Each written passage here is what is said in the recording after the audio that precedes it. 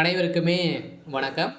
சற்று முன் கிடைத்திருக்கக்கூடிய ஒரு மிக மிக முக்கியமான செய்தி ஒன்று வெளியாகியுள்ளது.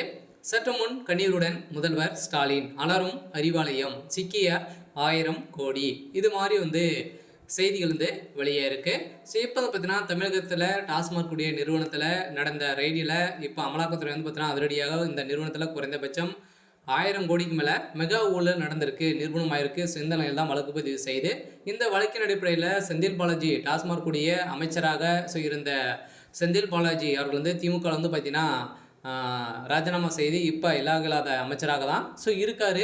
ஸோ இந்த நிலையில் மீண்டும் பார்த்தீங்கன்னா இந்த நிறுவனத்தில் நிறைய முறைகேடுகள் நடந்திருக்கு அப்படின்னு தெரிய வந்திருக்கக்கூடிய நிலையில் தான் மீண்டும் இந்த நிறுவனத்தின் அடிப்படையில் இதில் நிறுவனத்தில் மேலாளராக இயக்குநராக இருந்த விசாகனுடைய வீட்டில் நடந்தது. ஸோ ரைடு நடந்தது. இதன் ரைடின் அடிப்படையில் அமலாக்கத்துறைக்கு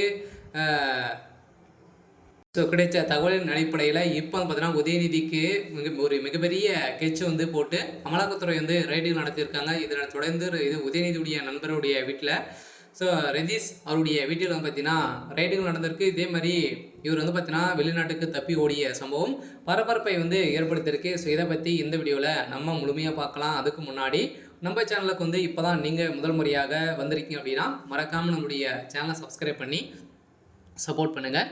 ஸோ வாங்க வீடியோக்குள்ளே போகலாம்.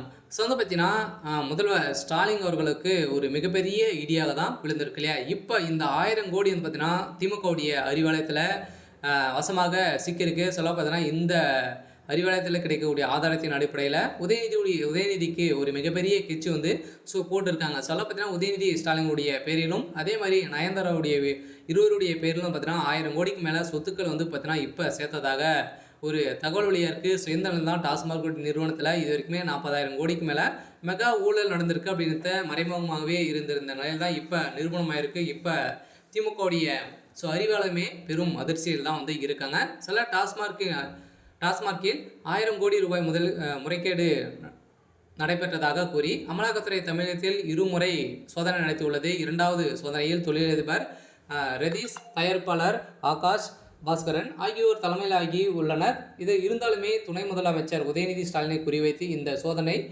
நடத்தப்படுவதாக கூறப்படும் நிலையில் அதிமுகவினர் யார் அந்த தம்பி என தமிழகம் முழுவதுமே போஸ்டர் அடித்து கேள்வி எழுப்பக்கூடிய நிலையில் தான் அந்த தம்பி யார் அப்படின்னு பார்த்தீங்கன்னா உதயநிதியுடைய நெருங்கிய நண்பராக தான் இருக்கார். ஸோ இந்த நிலையில் தான் தமிழ்நாடு அரசின் மதுவிலக்கு மற்றும் ஆயத்திரைத்துறையின் கீழ் டாஸ்மாக் நிறுவனம் மூலம் தமிழகம் முழுவதுமே உள்நாட்டில் தயாரிக்கப்படும் வெளிநாட்டு மதுபான விற்கப்படுகிறது. இவ்வாறு விற்பனை செய்யப்படும் மதுபானங்களில் பாட்டிலுக்கு கூடுதலாக 10 ரூபாய் வாங்கப்படுவதாகவும் மதுபான ஆலைகளில் டாஸ்மாக் நிறுவனத்துடன் நடந்த ஊழலின் அடிப்படையில் இப்போ 1000 கோடி மோசமாக அறிவாலயத்தின் அடிப்படையில் சிக்கியிருக்கு.